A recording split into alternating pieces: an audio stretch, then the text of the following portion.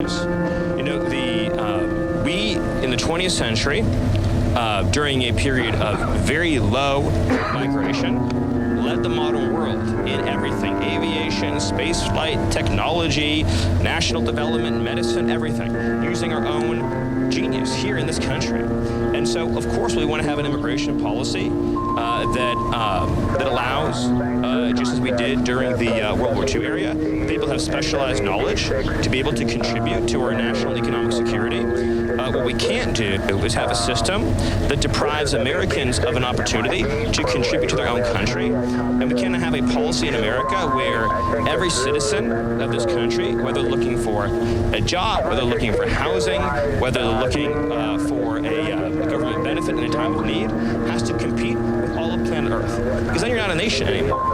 At that point, you're just a world economy. Steve, are you considering taking actions against other universities in addition to Harvard? What does that process look like? And have you been in touch with any of the other schools' leadership about what they need to do to avoid such repercussions? Well, so obviously Harvard has been engaged in the most pernicious conduct of any of the universities. They defied a lawful subpoena from DHS. They're engaged in a pattern and practice of invidious race-based discrimination, illegal gender and sex-based discrimination. They failed to comply with the Supreme Court ruling in Students for Fair Admissions, and just the beginning of the examples of Harvard's perfidy and unlawful conduct.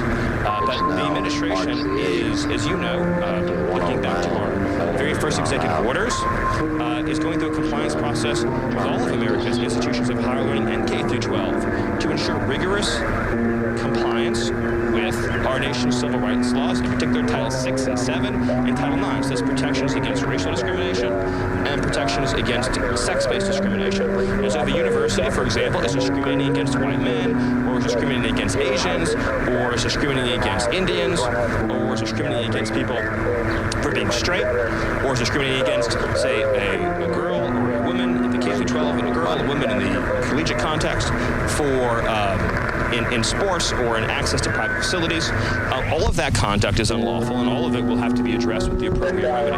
This realize have concern about the transatlantic process of the border. Next question. So I guess I looked the part over. Well, as you know, we received an almost immediate stay from the Federal Court of Appeals, and the terms are fully effective. Also, all nations know that Britain has vast authority in the trade space given to by Congress. I mean, these are laws that you all know well: Section 301, Section 232. There are numerous statutes that give the president authority to conduct trade, because trade is a element of national security and foreign policy. That's why the Congress is giving the president those authorities. So nations all around the world understand that they are required to continue these negotiations with the United States in order to avoid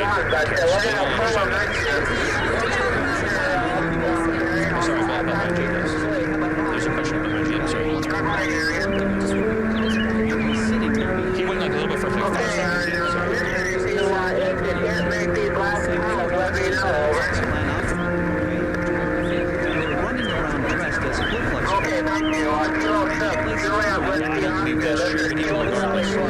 The reality is that what has been fake for generations now is the alcohol and nutrition advice that this government has been giving our families. And we saw, of course, during COVID with the fake news about from the so-called experts and social distancing and everything else, or pretending that there's the same risk profile for a healthy 4-year-old as an obese person.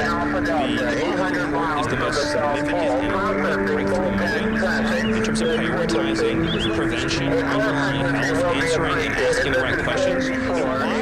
Why are there such persistently high rates of pediatric cancer in this country? And why have they increased so significantly since 1970? Why are pediatric cancer rates so much higher in the developed world than the developing?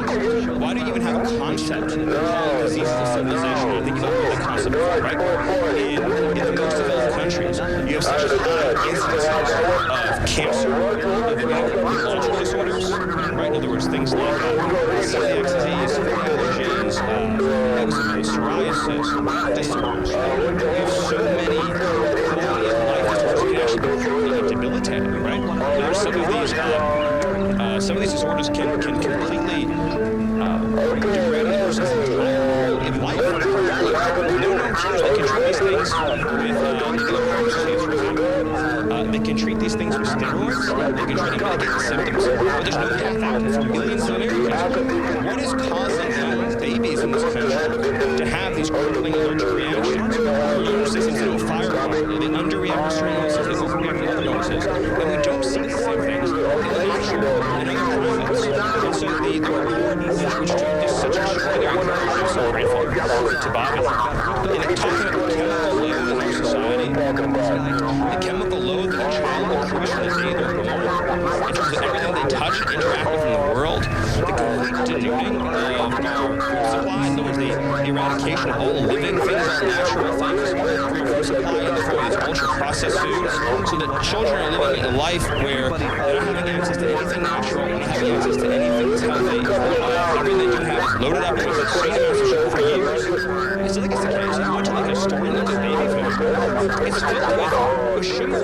Why are you putting sugar into baby food? Even the children's snacks are filled with dyes, artificial ingredients, and massive amounts of sugar. What is this doing to a young body from the day they're born? Combined again with all the chemical exposures, the really celebrated growth and compression of the overall vaccine schedule from even when I was a kid. Parents have questions. They want to know why do their kids have these chronic health conditions? Why do they go to the hospital when they're sick? Instead of just, in other words, they have like a common cold. Why is it sending them to the hospital? Why is their immune system firing on?